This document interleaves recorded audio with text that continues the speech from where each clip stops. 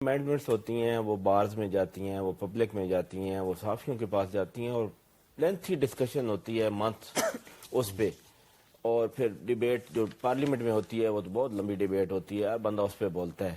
26ویں ترمیم کا میں بالکل آپ کو سچا واقعہ بتا رہا ہوں، جس دن پہلے دن یہ پاس ہونے جا رہی تھی اور یہ سمجھ رہے تھے کہ مولانا صاحب اب مان گئے ہیں اور وہ آ رہے ہیں اور پاس ہو جائے گی، اور ہم بھی اس وقت نہیں بھاگے تھے کیونکہ ہماری ضرورت نہیں تھی ان کو، تو میں پارلیمنٹ میں بیٹھا تھا اور بالکل سچی بات آپ کو کہہ رہا ہوں، میں نے جس بندے سے پوچھا کہ کیا ہے تو انہیں کسی بندے کا، حکومتی ایک بھی بندے کو نہیں پتا تھا۔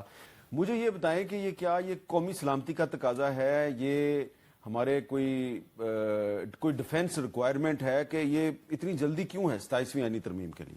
بسم اللہ الرحمن الرحیم۔ امیر صاحب بہت بہت شکریہ۔ دیکھیں بالکل جو اس کے کانٹورز ہیں یا خد و خال ہیں وہ بلاول صاحب کی ٹویٹ سے واضح ہی سب کے سامنے ہیں۔ بالکل اس تمام تر معاملے کے اوپر میں یہ آپ کو ضرور کہہ سکتا ہوں کہ کوئی جلدی نہیں ہے، کوئی جلد بازی نہیں ہے، ایک جو پروسیجر ہے اس کو اڈاپٹ کیا جائے گا۔ اسی طرح دیکھیں کنٹینجنٹ ہے، اگر سی میں آج جو پیپلز پارٹی کی سی ہے اس میں وہ جو ڈرافٹ ہم ان کے ساتھ جو ہم نے شیئر کیا ہے یا جو چیزیں ہم نے ان کے ساتھ ورکنگ پیپر جو شیئر کیا ہے یا ورکنگ ڈرافٹ کہہ لیں اس پہ اگر وہ آمادہ ہو جاتے ہیں اور اس پہ کیونکہ بیک اینڈ فورتھ ہوتا ہے، یہ ڈپٹی پرائم منسٹر صاحب نے یہ استدعا بھی کی تھی، انہوں نے کہا میں لاء منسٹر صاحب سے کہتا ہوں کہ یہ یہاں پہ جب یہ فائنلائز ہو جائے تو پہلے اس ہاؤس میں آنا چاہیے اور پھر اس کے بعد جو ہے تمام۔ اچھا، آپ نے ڈپٹی پرائم منسٹر صاحب کی بات کی، جی کیا یہ تجویز بھی ہے کہ اس 27ویں ترمیم کے ذریعے ڈپٹی پرائم منسٹر صاحب کے عہدے کو کانسٹیٹیوشنل کور دے دیا جائے؟ آئی کین نائدر کنفرم اور ڈینائی۔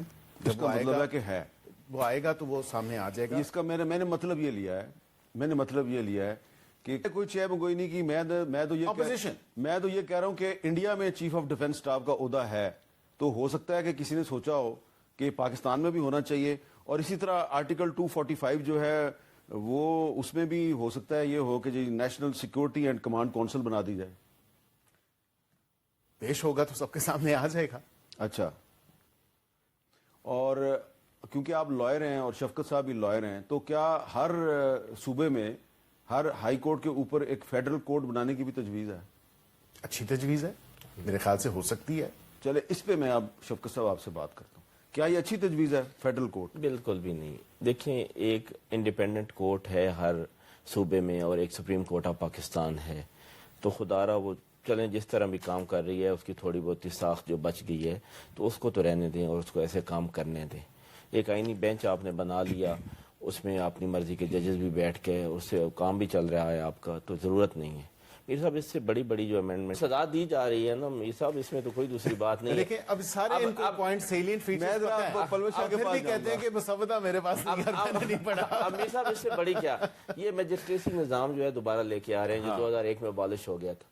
اب وہ ہو کیا، اے سیز اور ڈی سیز نے بہت اچھا پرفارم۔ اسی طرح دیکھیں کنٹینجنٹ ہے، اگر سی میں آج جو پیپلز پارٹی کی سی ہے اس میں وہ جو ڈرافٹ ہم ان کے ساتھ جو ہم نے شیئر کیا ہے یا جو چیزیں ہم نے ان کے ساتھ ورکنگ پیپر جو شیئر کیا ہے یا ورکنگ ڈرافٹ کہہ لیں اس پہ اگر وہ آمادہ ہو جاتے ہیں اور اس پہ کیونکہ بیک اینڈ فورتھ ہوتا ہے، یہ پروسیجر کا حصہ ہے۔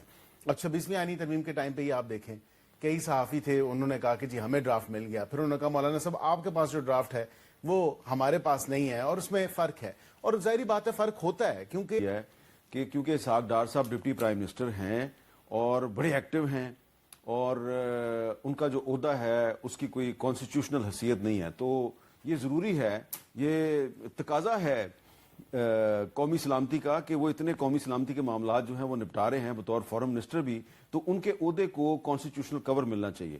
آپ نے تو کہا نہ میں اس کو کنفرم کرتا ہوں ڈینائی کرتا ہوں، لیکن یہ بتائیں کہ آرٹیکل 243 جو ہے اس میں چیف آف ڈیفنس سٹاف کے عہدے کی کوئی تجویز ہے؟ دیکھیں میں یہ نیشنل سیکیورٹی کے معاملات ہیں، اس پہ میں یہاں مرد کو جب بھی تنخواہی کی عادت پڑ جائے تو واپس کے راستے سب جلا دیتا ہے، پھر نہ وہ کسی سے شکوہ کرتا ہے اور نہ ہی کسی کی وضاحت مانگتا ہے، اور نہ ہی کسی رشتوں کی صفائیوں میں دلچسپی رکھتا ہے، پھر وہ خاموشی کو اپنا ہمراز بنا لیتا ہے اور سناٹے سے دوستی کر لیتا ہے۔ اب وہ راتوں کو جاگتا ہے مگر نیند کا شکوہ نہیں کرتا، دیر بھر وہ اپنے آپ کو مسرور رکھتا ہے مگر کا تذکرہ بھی نہیں کرتا، اس کی آنکھوں میں کئی طوفان دفن ہوتے ہیں، لیکن وہ ان طوفانوں کی تپش چہرے پر نہیں آنے دیتا۔ اسے زندگی سے شکوے تو ہوتے ہیں مگر وہ قسمت سے بحث نہیں کرتا۔ وہ دنیا سے دور ہو جاتا ہے مگر خود سے قریب ہوتا جاتا ہے۔